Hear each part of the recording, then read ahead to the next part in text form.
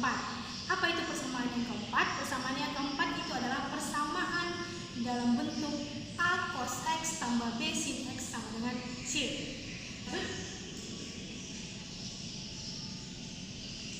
Jadi persamaan yang kita bahas kali ini yaitu persamaan dengan bentuk A cos X tambah B sin X sama dengan C, ya. Nah, jadi untuk bentuk ini, untuk persamaan bentuk ini, bagaimana kita menyelesaikannya? Nah, pertama sekali bentuk, kita tulis dulu bentuk umumnya ya. Jadi bentuk umumnya itu adalah A cos X tambah B sin X sama dengan C. Ini yang perlu kita ingat. Nah, jadi pertama sekali, langkah pertama yang kita lakukan itu adalah kita mengubah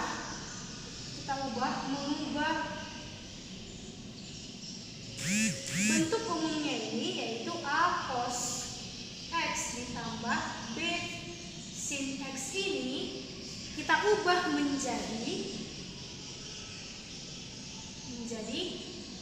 K dikali cos X dikurang alfa. Ya. Nah, untuk mengubah ini, hal yang perlu kita perhatikan atau yang perlu kita ingat adalah kita ingat kembali persamaan trigonometri jumlah dua buah sudut, ya kan? Jumlah dua buah sudut. Apa saja itu, Bu? Yang pertama, sin alfa ditambah beta. Sin alfa ditambah beta itu sama dengan sin alfa cos beta ditambah cos alfa sin beta. Nah, kemudian yang kedua apa? Itu ada 4 ya. Sin alfa dikurang beta. Ini sama dengan sin alfa cos beta dikurang cos alfa sin beta. Jadi perbedaannya itu adalah kalau di sini yang positif, maka di sini positif. Kalau di sini negatif, maka di sini negatif. Itu dia untuk jumlah dua buah sudut untuk yang sin. Nah, sekarang kita masuk yang cos. Cos alfa ditambah beta. Nah, untuk cos alfa tambah beta itu sama dengan cos alfa kali cos beta. Kalau di sini tambah, maka di sini jadi kurang. Itu dia untuk cos. Sin alfa kali sin beta.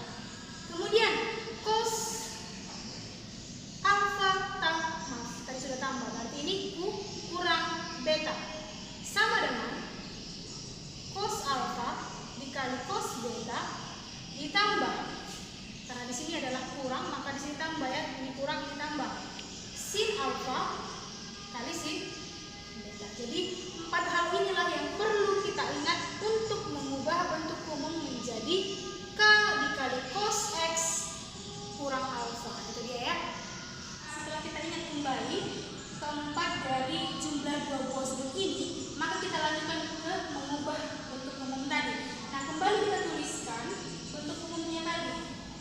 A cos X ditambah B sin X ini mau kita ubah menjadi K dikali cos X dikurang alfa, ya kan? Nah, jadi kita ubah. Ini tetap A dikali cos X ditambah B sin X sama dengan K dikali ini yang cos X dikurang alfanya ini, inilah yang mau kita ubah tadi pakai rumus isi dua sudut. Kalau cos X dikurang alfa, kita lihat di sini cos X dikurang alfa di sini adalah cos alfa kali cos beta ditambah sin alfa kali sin beta, ya kan? Jadi kalau di sini pakai X dan alfa, maka jadi nanti di sini kita buat kali cos X dikali cos alfa, ya kan? Karena di sini betanya jadi alfa ditambah sin X dikali sin alfa. Itu dia ya. Nah, ini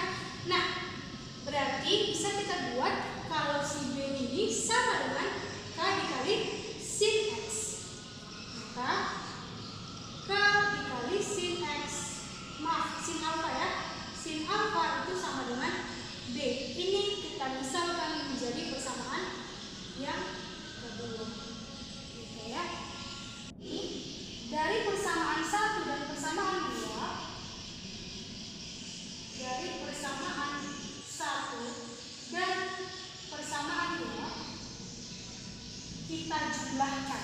Nah, berarti kalau kita jumlahkan, berarti K dikali cos alfa ditambah dengan K dikali sin alfa ini sama dengan kan? A ditambah B. Karena ini kita sudah tambahkan yang sebelah kiri juga kita tambahkan. Nah, kemudian kita kuadratkan kedua ruas. Kita kuadratkan, sebut di sini. Kuadratkan kedua ruas.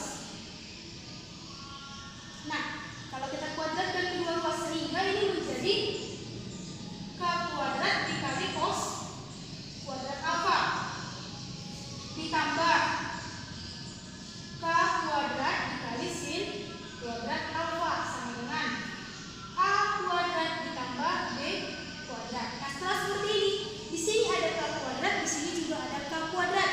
Maka kita coba keluarkan, ya kan? Kita keluarkan K kuadratnya, berarti K kuadrat dikali cos kuadrat alfa ditambah sin kuadrat alfa sama dengan A kuadrat tambah B kuadrat. Nah, kemudian kita ingat kembali, ini kan cos kuadrat alfa tambah sin kuadrat alfa. Kita ingat di pelajaran kelas 10, kamu sudah tahu bahwa sin kuadrat alfa tambah cos kuadrat alfa itu sama dengan 3 sama dengan 1. Nah, jadi ini kan sama juga dengan sin kuadrat alfa tambah cos kuadrat alfa. Hanya dibalik saja.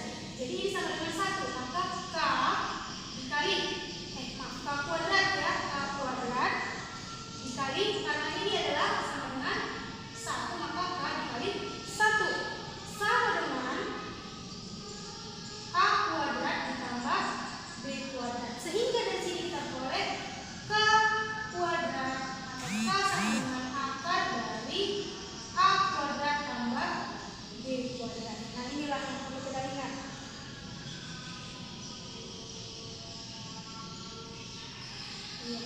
Nah, kemudian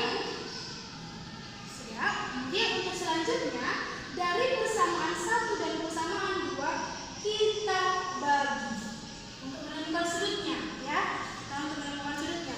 Nah, dari persamaan 1 dan persamaan 2 kita bagikan. Dari persamaan 1 dan 2. Put sin di atas supaya kamu lebih mudah. K dikali sin alfa dibagi dengan K dikali cos alfa sama dengan K kali sin alfa itu adalah B, ya kan? Maka B per K kali cos alfa adalah A, maka ini B per A. Nah, di sini bisa tewas ya. Karena tinggal sin alfa dibagi dengan cos alfa sama dengan B per A. Sin alfa per cos alfa, sin X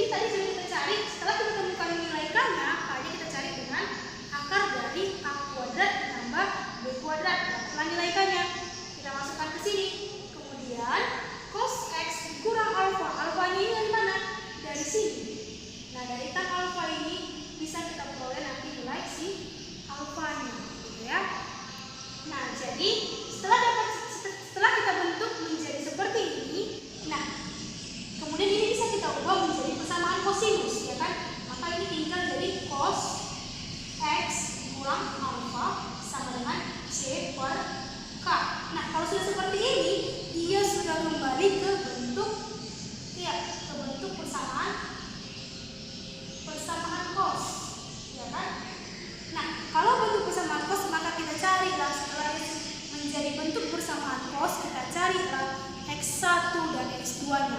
Bagaimana cara mencari X1 dan X2 di persamaan kosinus? Itu sudah kita pelajari di video pembelajaran yang sebelumnya.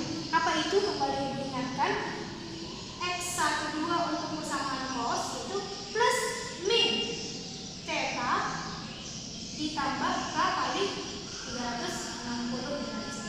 Nah, kemudian kembalilah kita cari X1 dan X2-nya sehingga ditemukan himpunan penyelesaiannya. Oke, sekarang kita masuk ke contoh. Tentukan nilai X dalam interval X lebih besar dari 0 dan X lebih kecil dari sama dengan 360.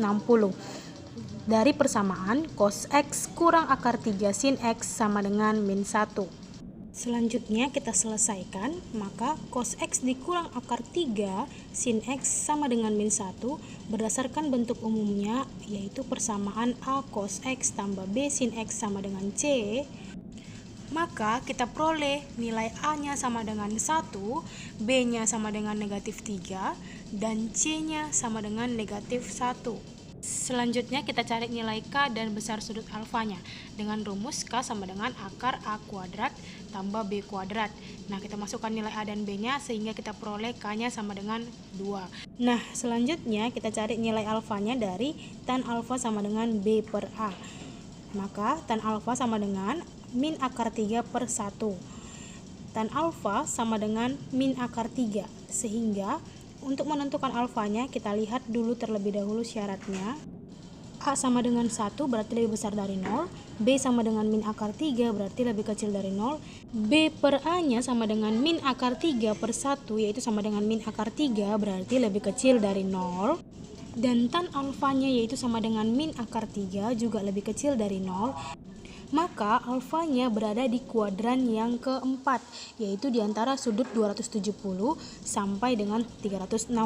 Nah, tan berapa yang nilainya itu sama dengan min akar 3 pada kuadran keempat, yaitu tan 300 derajat, sehingga alfanya bernilai 300 derajat. Setelah nilai K dan alfanya kita peroleh, maka persamaan cos X dikurang akar 3 sin X sama dengan min 1 kita ubah menjadi K kali cos X kurang alfa sama dengan min 1.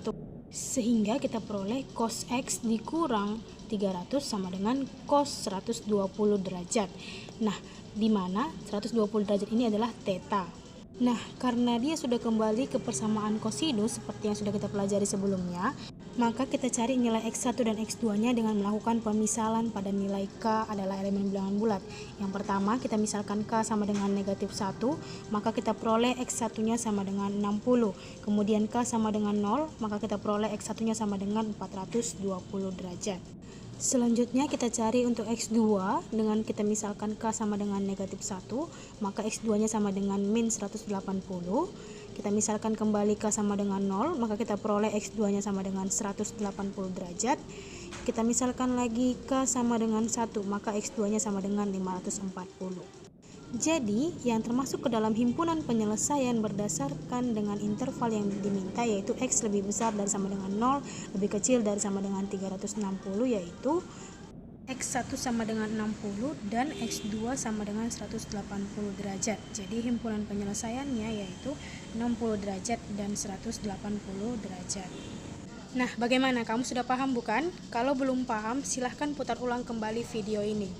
Ini materi kita